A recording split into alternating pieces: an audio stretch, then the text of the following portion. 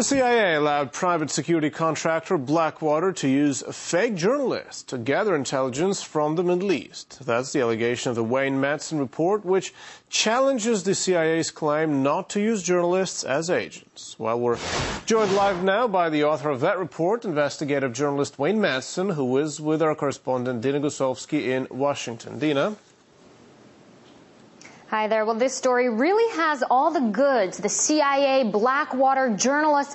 It all sounds kind of like a movie script, but according to RT contributor and investigative journalist Wayne Madsen, it's real. Apparently, two people working as subcontractors for the CIA have links to Blackwater's operations in Iraq, Iran, Afghanistan, and Pakistan. So, who are these people? What kind of links are we really talking about here, and how could they get away with this? Well, joining me to answer those questions, Wayne Madsen. Thank you so much for being here. So help me put this puzzle together. You have the Central Intelligence Agency, Blackwater, these so-called journalists. What is going on here? Well, a lot of focus right now is on Blackwater, which received a prime contract to engage in a lot of covert operations around the world, including, now we're told, targeted assassinations, and including the use of foreign mercenaries. Now we know that some of the subcontractors in this operation, two in particular, using phony press credentials from United Press International, which is owned by the cult leader Sung Myung Moon from South Korea, were engaged in this activity. Whoever issued these press credentials, were they involved in this then? Well, they had to be. I mean, this is the worst case scenario when we talk about embedded journalists. These were not journalists, but actually in one case, one of these individuals received a journalist visa from Iran to visit Iran as a journalist, was actually involved in target analysis and target spotting in 2003 for a potential U.S. attack on that country.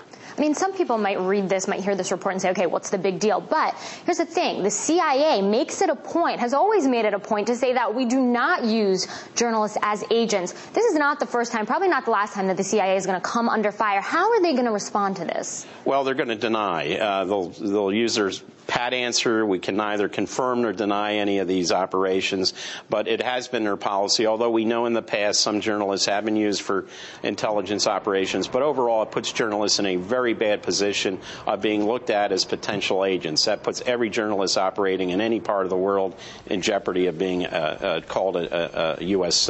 spy. Now, you also wrote that you learned that a Blackwater security operative actually infiltrated the presidential campaigns of Mike Gravel and Ron Paul.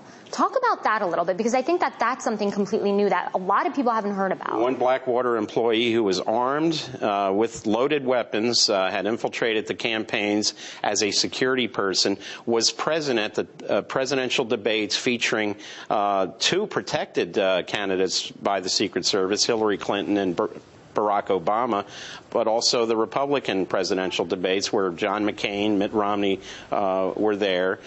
So this, when confronted with this, the Secret Service said, look, security personnel hired by private campaigns are their business. They didn't seem to be at all concerned about this individual, who was also flying on commercial flights with loaded weapons with permission. So you're saying that the Secret Service also kind of was involved in this, or was given the go-ahead to say this is okay? Obviously, there was a wink and a nod to have this particular individual who had a pass with Blackwater to be present at these presidential debates, where there were a host of people, including current President Obama, was present with his Secret Service protection. All this stuff coming out of about Blackwater, now known as Z, what is the future of this company? I mean, how many more stories do we have to read to say, okay, look, maybe this isn't such a good idea?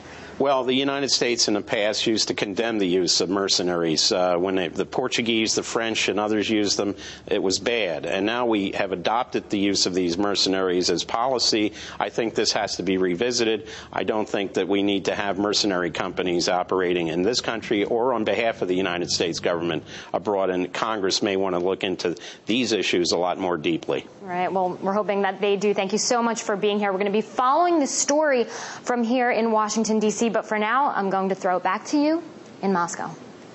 Well, thank you very much, Dina. That was RT's Dina Gusovsky.